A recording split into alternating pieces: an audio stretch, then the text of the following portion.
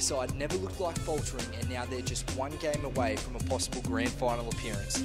They beat the Panthers tonight at the SFS 34-12, and as per usual, Sports News First caught up with their coach Brian Smith and captain Braithen Astor to discuss the match.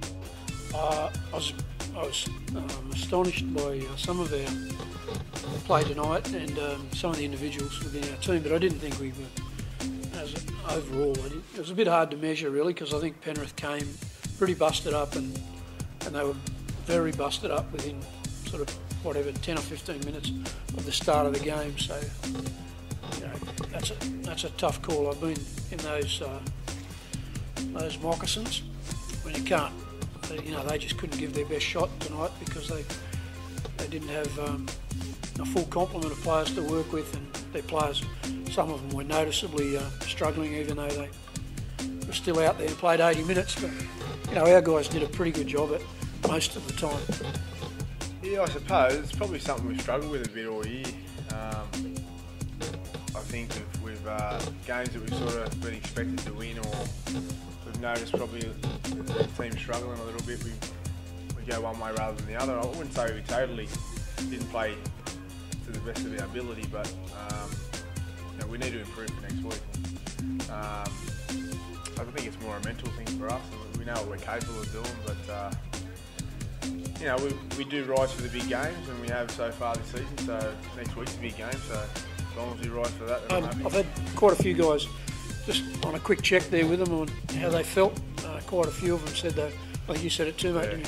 Yeah, the first 10-15 minutes, yeah, I probably felt the worst I've felt all year, to be honest. But we got a bit of momentum there in the back end of the first half, and I think the way the second half panned out was really good for us leading into the next week too, because we had the ball most of the second half. So you know, I think we'll definitely benefit from it. I didn't see any reason to get it out of our system. I mean, it was emotional. It was a great win. It was a real buzz, and why get rid of it? Just sort of keep riding the wave. And, I think we've got to bunker down a little bit more this week and focus on our footy, and because you know, this is going to be our toughest game of the year. Yeah, I thought Mitch was right up there most of the game. I wouldn't have said he was amongst our best players tonight, but I think I was probably most impressed with our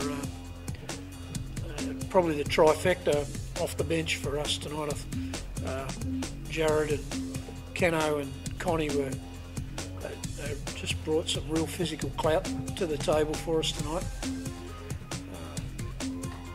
Connie's been around a while, and he's done that stuff pretty much all year for us, but the other two have, I guess we've all been expecting Jared to do well, because we've seen him play some test footy and he's really stood up in that arena, even though he's very young. But Keno's the one.